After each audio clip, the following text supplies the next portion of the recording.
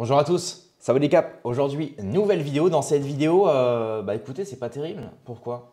Parce que il y a eu la cérémonie donc religieuse pour les obsèques de Jean-Marie Le Pen. Il y a eu donc évidemment ce que vous avez vu, les fameuses images de la Trinité-sur-Mer où la famille a emmené le cercueil. Et donc là maintenant, il y a une cérémonie religieuse parce que vous n'êtes pas sans savoir d'ailleurs que Jean-Marie Le Pen était religieux, était très spirituel. C'est d'ailleurs ce qui l'a sauvé de certaines atrocités et ce qui a fait que c'était quand même un homme respectable, disons. Même si certains l'aiment, certains n'aiment pas. On n'est pas là pour discuter de ça aujourd'hui. Aujourd'hui, on parle d'autre chose. C'est la cérémonie religieuse qui est sous tension. C'est ce que nous dit CNews. Eh bien, oui, parce que figurez-vous que Dieudonné, Alain Soral, Jérôme Bourbon, Thomas Joly ou encore mon camarade Yvan Benedetti, eh bien écoutez, ces gens-là ont été bafoués et refusés pour la cérémonie. Alain Soral, ça peut se comprendre parce que de toute façon, il ne peut plus retourner en France. Mais la famille Le Pen, notamment Marine Le Pen, a bien évoqué le fait que Dieudonné et Alain Soral en personne seront refusés. Donc là, il y a vraiment une volonté de Marine de continuer les mondanités, de continuer cette forme de réhabilitation politique et sociale dans le but de faire gonfler évidemment son audience et son nombre d'électeurs pour peut-être obtenir un jour le pouvoir. Mais à quel prix? On le voit, c'est au prix de la soumission. Je ne dis pas ça de manière négative, hein, elle fait ce qu'elle veut, encore une fois. Hein. Mais voilà, elle sait très bien que son père a grandement eu des liens avec Dieudonné, c'est quand même le parrain de la fille de Dieudonné. Alain Soral a longtemps été à l'époque du FN, il a écrit le discours de Valmy et de nombreux discours pour Jean-Marie Le Pen.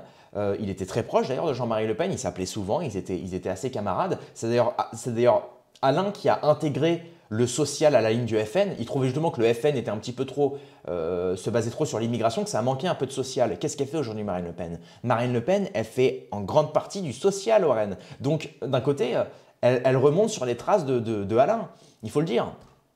Et au-delà de ça, il y a évidemment Jérôme Bourbon, qui était une figure du nationalisme français avec Yvan Benedetti, qui eux sont refusés évidemment de la cérémonie aussi, alors qu'on sait très bien que Jean-Marie Le Pen était un fidèle au nationalisme et au patriotisme. Refuser les grandes figures du nationalisme, c'est une honte, j'ai envie de dire, c'est une honte.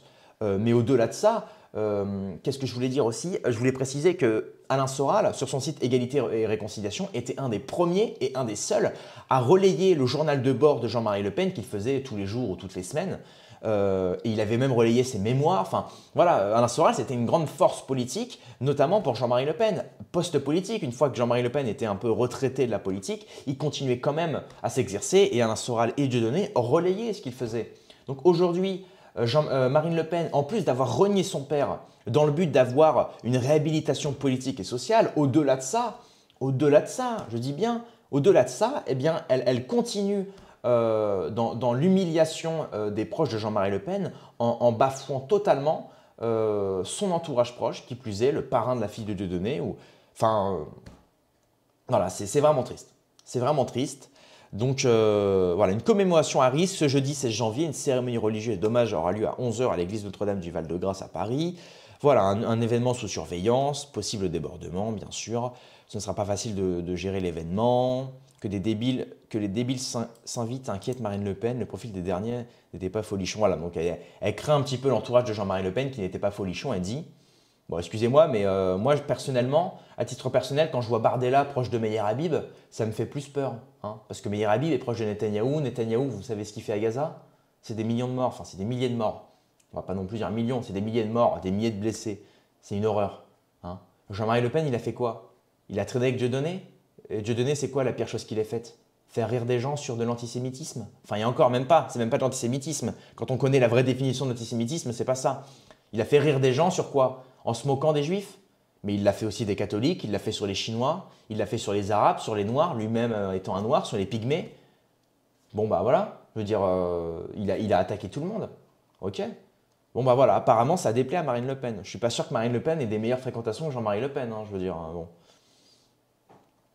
Donc, il y a Bruno Gollnisch aussi, évidemment, bien sûr. Donc, des noms écartés, comme l'a rapporté RTL, le Rassemblement national aura déjà mis certaines personnalités controversées de côté, telles que l'humoriste Dieudonné, dont Jean-Marie Le Pen est pourtant le parrain d'une fille de l'humoriste, ou encore l'essayiste Alain Soral sera aussi laissé à l'extérieur d'après le RN. De toute manière, Soral, il ne peut plus rentrer en France, vous le savez, sinon il a 6 ans de prison. pour atteinte à la sûreté de l'État. Donc bon, voilà, je veux dire, là, c'est un petit peu… Vous savez, moi, ça me fait penser au proverbe perse qu'a mis Alain Soral dans son dernier livre, Plus con tu meurs. Même un âne peut donner un coup de pied à un lion mort. Ben, c'est exactement ce que fait le RN. Hein.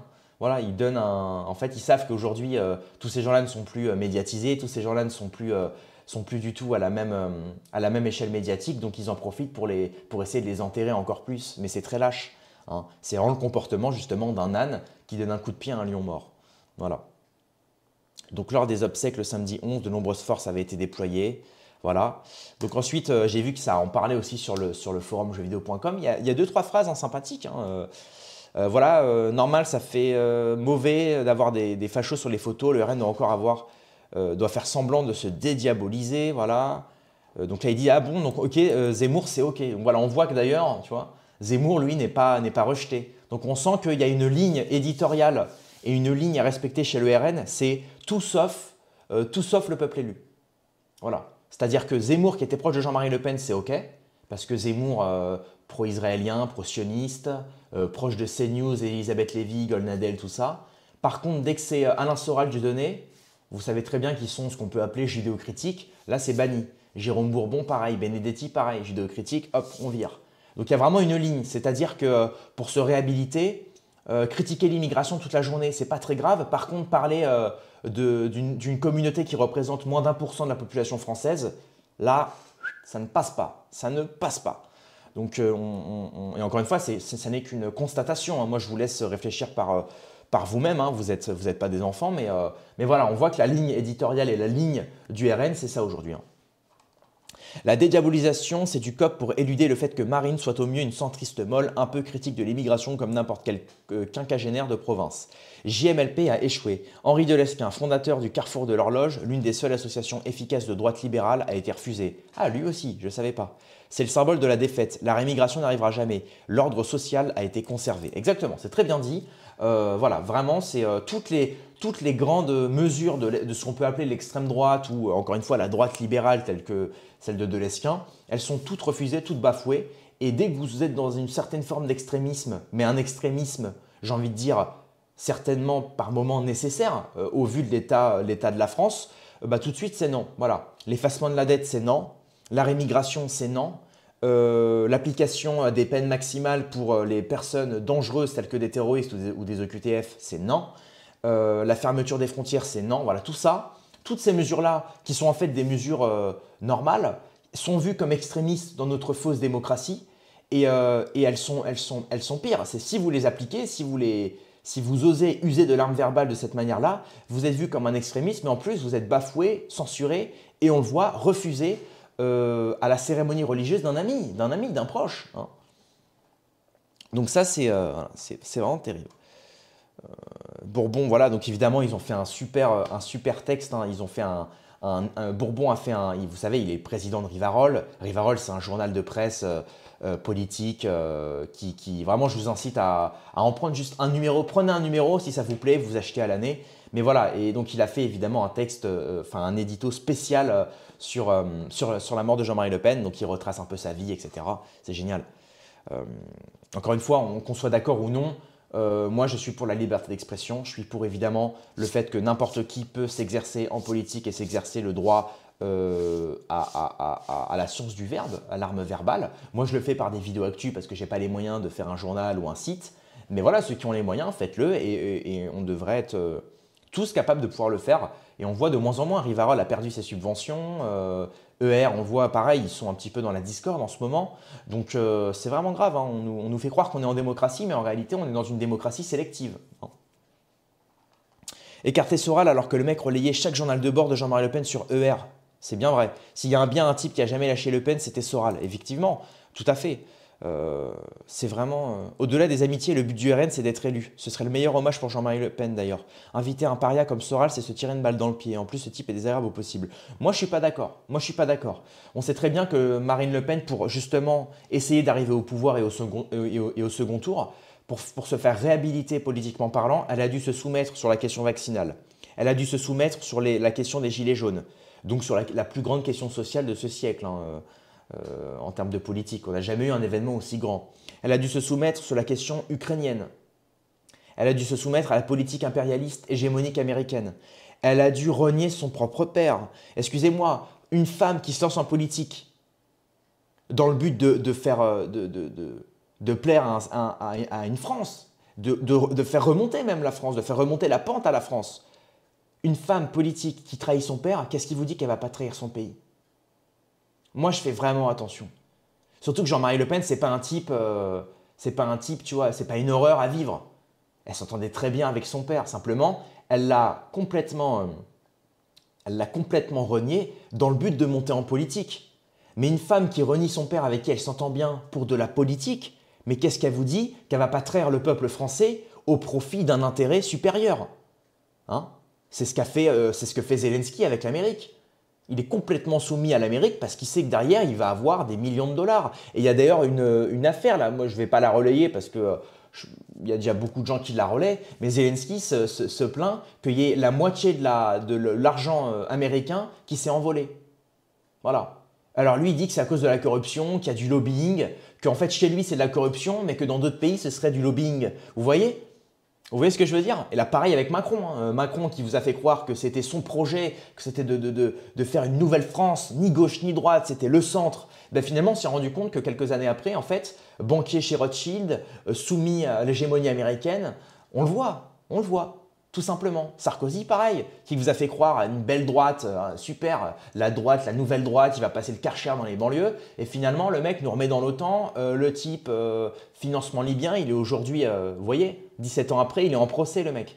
Donc tout ça, encore une fois, la vérité prend l'escalier, mais sur le moment, on se fait toujours avoir. Donc Marine Le Pen, elle vous fait croire aujourd'hui que oui, elle essaie de se réhabiliter, mais finalement, le jour où elle pourra justement remettre la France sur pied, il y aura du lobbying, il y aura des intérêts supérieurs et elle va se soumettre à ces intérêts supérieurs parce que, vous savez, la nature de l'homme, c'est comme un tonneau percé. Vous savez, c'est une nature insatiable. On en veut toujours plus, c'est normal. C'est normal, tu commences avec un espresso, tu finis avec un ice caramel gâté, caramel macchiato latte. C'est normal, on en veut toujours plus. Voilà. Et je pense que je peux finir là-dessus. Je pense que j'ai usé de ma dialectique correctement. Hein. Donc bref, voilà, j'ai envie de dire, Marine Le Pen, moi je ne fais pas confiance. C'est pour ça que je n'ai pas voté aux dernières élections. Et c'est pour ça que j'ai déchiré ma carte d'électeur. Parce que en fait, j'en ai plus rien à foutre de ce cirque démocratique. Vous savez, moi je n'appelle pas ça même plus une démocratie, c'est le cirque. C'est le cirque consommatoire de la marchandise complètement aliénatoire qui nous aliène. Aujourd'hui, on est soumis à la marchandise et au cirque marchand. C'est le cirque marchand, c'est tout. Les politiciens sont des clowns. C'est des agents qui sont employés par des banquiers qui ont des intérêts. C'est celui de faire agrossir la dette, c'est celui de faire grossir la dette de tous les pays dans le but après que ça explose. Et après tout ça, vous inquiétez pas, ils vont s'en occuper. Et une fois que la merde elle sera foutue dans notre pays, comme ça s'est passé en Grèce, ils vont se barrer dans un autre pays. La plupart des banquiers sont des peuples nomades, n'oubliez pas. C'est des gens qui n'ont pas de patrie. C'est ce que disait Napoléon. Je ne fais que citer Napoléon. Hein. L'argent n'a pas de patrie. Hein. Il n'a qu'un seul objectif, c'est le gain. N'oubliez pas. N'oubliez pas.